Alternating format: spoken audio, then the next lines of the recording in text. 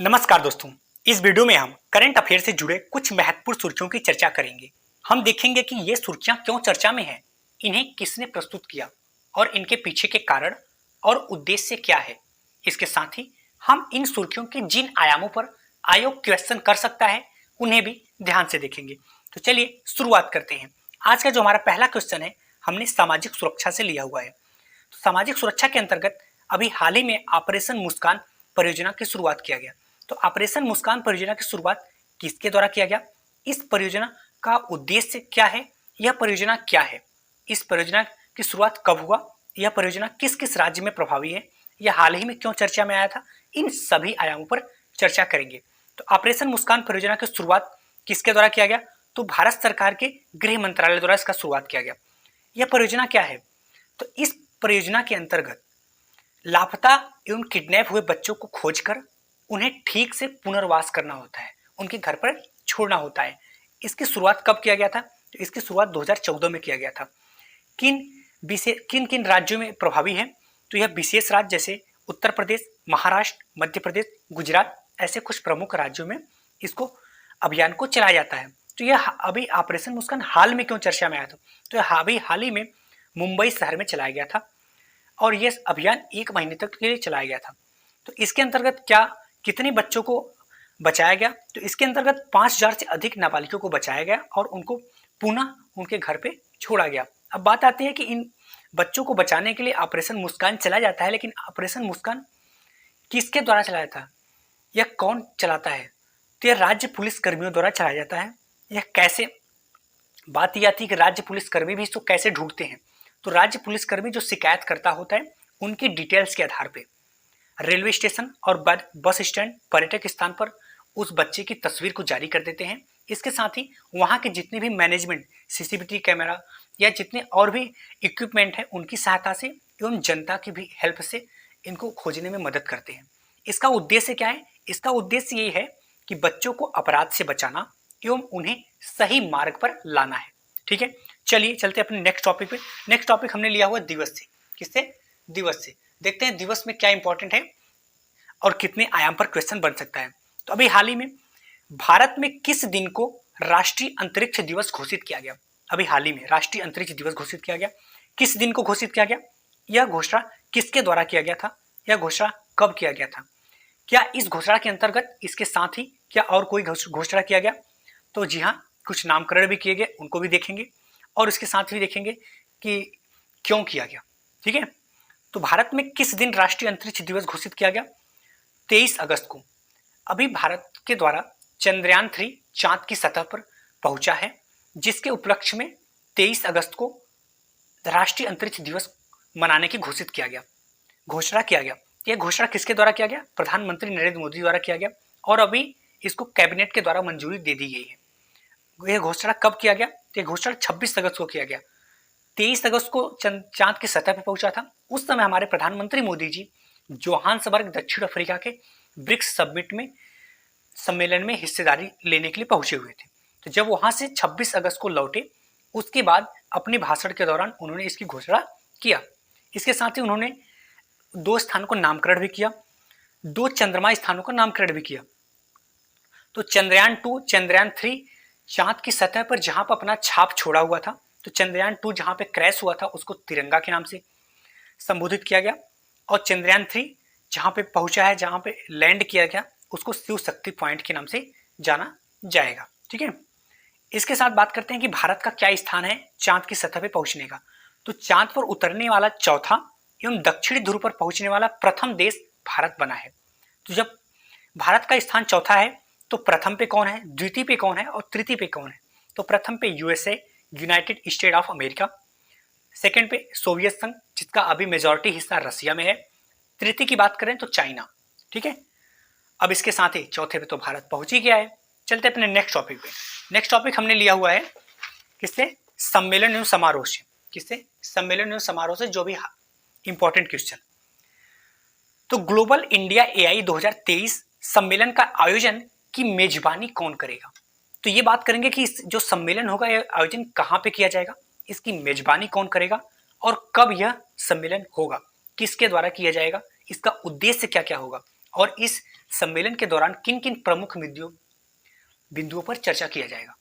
तो हम देखते हैं ग्लोबल इंडिया एआई सम्मेलन की मेजबानी कौन कर रहा है। इस बार मेजबानी भारत के द्वारा किया जाएगा और इसका सम्मेलन का आयोजन कहां पे किया जाएगा, तो नई दिल्ली में किया जाएगा। कब किया जाएगा, 14-15 अक्टूबर 2023 में, आने वाले सितंबर अक्टूबर में। यह किसके द्वारा किया जाएगा, तो देखो जब इंडिया एआई आर्टिफिशियल इंटेलिजेंस ये इलेक्ट्रॉनिक्स से संबंधित है तो जाहिर सी बात है इलेक्ट्रॉनिक्स से ही संबंधित कुछ होगा। तो भारत सरकार के इलेक्ट्रॉनिक्स और सूचना प्रौद्योगिकी मंत्रालय द्वारा इसका आयोजन किया जाएगा। इसका उद्देश्य क्या है, इसका उद्देश्य भारत और दुनिया भर के विशेषज्ञों, शोधकर्ताओं और निवेशकों को एक साथ एक मंच पे लाना और कुछ प्रमुख बिंदुओं पर चर्चा करना। तो किस किन प्रमुख बिंदुओं पर चर्चा किया जाएगा, तो एआई आर्टिफिशियल इंटेलिजेंस के वैश्विक परिदृश्य क्या होगा, इसके साथ ही एआई का शिक्षा एवं प्रशिक्षण मॉडल क्या होगा, इसके साथ ही भारत में एआई का विकास एवं अनुप्रयोग, भारत में इसका किस तरीके से विकास और एप्लीकेशन होगा। चलते अपने नेक्स्ट टॉपिक पे। अभी हाल ही में एक पुरातत्व रिपोर्ट जारी हुआ, तो पुरातत्व रिपोर्ट जारी हुआ, इसके तहत किन प्रमुख बिंदु रहा उनको देखेंगे हम।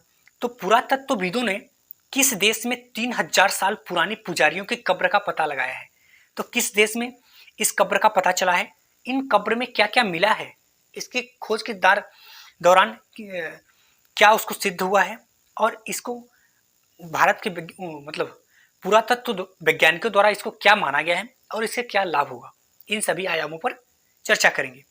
तो पुरातत्वविदों ने किस देश में 3000 साल पुरानी पुजारियों की कब्र का पता लगाया है, तो किस देश में, पेरू में। पेरू कहाँ पे है, तो यह दक्षिण अमेरिका महाद्वीप के दक्षिण में स्थित चिली के बगल एक देश है। इस कब्र के में क्या क्या मिला, तो 2 पुजारियों जिनकी उम्र 25 से 35 वर्ष की आकलन किया जा रहा है उनका कंकाल मिला। साथ ही में सोना, चांदी, तांबा और गहने और मिट्टी के बर्तन और औजार भी मिले। इस खोज के द्वारा यह पुष्टि किया जाता है कि पेरू में 3000 साल पहले एक विकसित सभ्यता थी, जो भी कुछ समय पहले यहाँ पे मोची संस्कृति है, मोची सभ्यता, अभी आगे हम चर्चा करेंगे। पुरातत्वविदों द्वारा इसको क्या माना गया है, तो पुरातत्वविदों द्वारा उसको एक धार्मिक स्थल माना गया और साथ ही उस धार्मिक स्थल को भी एक उच्च श्रेणी का धार्मिक स्थल माना गया।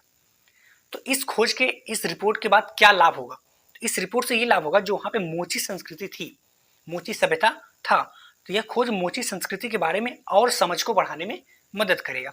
उसके साथ ही हम मोची संस्कृति को और अच्छे से समझ पाएंगे। चलते अपने नेक्स्ट टॉपिक पे।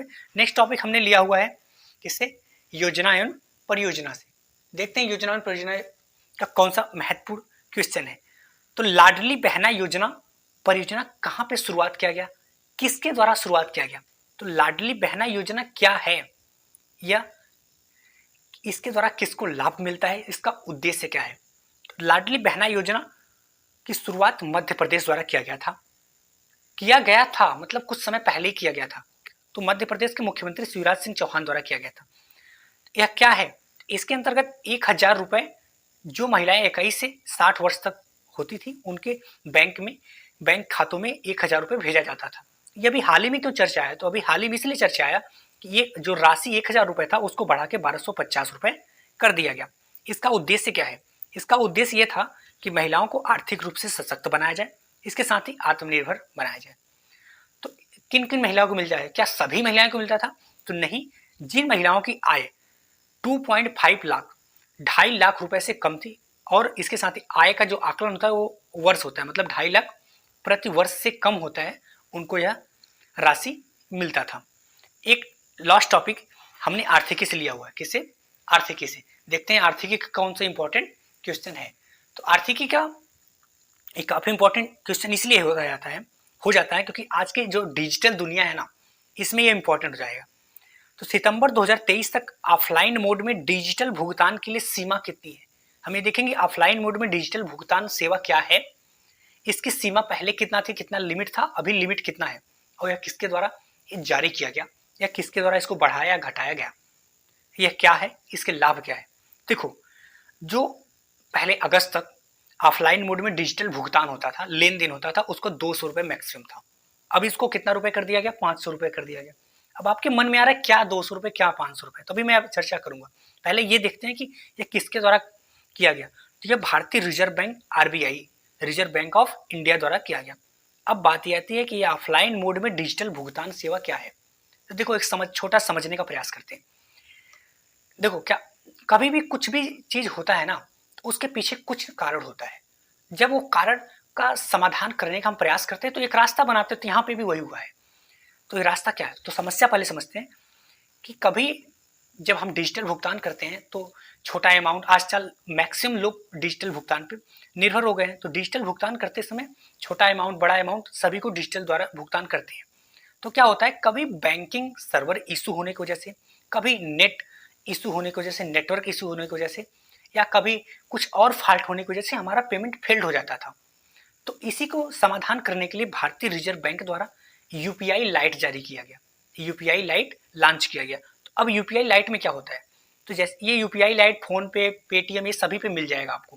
तो ये क्या होता है, तो जैसे फोन पे में बैंक ऐड होता था, बैंक में पैसा होता था, आप किसी को पेमेंट करते थे तो क्यूआर स्कैन करके अपना यूपीआई पिन डालकर पेमेंट कर देते थे। और यहाँ पे क्या होगा, तो जैसे पेमेंट पेटीएम या फोन पे वॉलेट होता था, उसमें पैसे को ऐड करते थे और सीधे बिना यूपीआई पिन डाले ट्रांसफर कर देते थे। सेम यूपीआई लाइट भी इसी तरीके से है। यूपीआई लाइट एक वॉलेट के जैसा होगा, आप उसमें कुछ पैसे को ऐड कर सकते हैं और वो पैसा ऐसा नहीं कि वॉलेट में है तो वॉलेट में ही रहेगा, आप कभी भी उसको बैंक में ले सकते थे। तो वॉलेट में करने के बाद उसको 200 रुपए तक पहले जहां पे था, लेकिन अब उसको 500 रुपए मैक्सिमम लिमिट कर दिया गया।